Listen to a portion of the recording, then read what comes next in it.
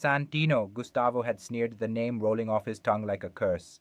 Too holy for a family of sinners. It doesn't suit you? The comment should have been just another drop in the ocean of daily humiliation, but it clung to Santino, seeping into his skin. Too holy.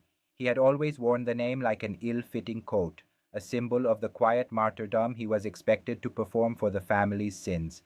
He was the sponge meant to absorb the cruelty of Miguelito, the coldness of Gustavo, and the passive sorrow of his mother, Marites. His role was to be quiet, to be good, to be a saint. That night he couldn't sleep. The word holy echoed in the opulent silence of the Guerrero mansion. He slipped out of his small room, his feet silent on the cold marble, and made his way to the library. He rarely came in here. It felt like Gustavo's territory, but the computer was his target. His fingers, hesitant at first, typed Saint Santino into the search bar. He expected to find images of a man in robes kneeling in prayer, his eyes turned to heaven in passive acceptance. He found something else entirely.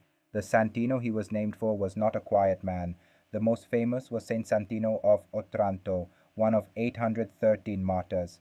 But they weren't just martyrs, they were soldiers. They were soldiers and townsfolk who had refused to convert, who had refused to bow to an invading sultan. They had been given a choice: renounce their faith or die. They chose death.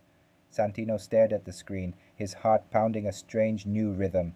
He had misunderstood. Martyrdom wasn't just about passive suffering, it wasn't about being a doormat, it was about conviction, it was about drawing a line in the sand and refusing to cross it, even in the face of annihilation. He read more. Saint Santino wasn't a man who prayed for his enemies to change, he was a man who resisted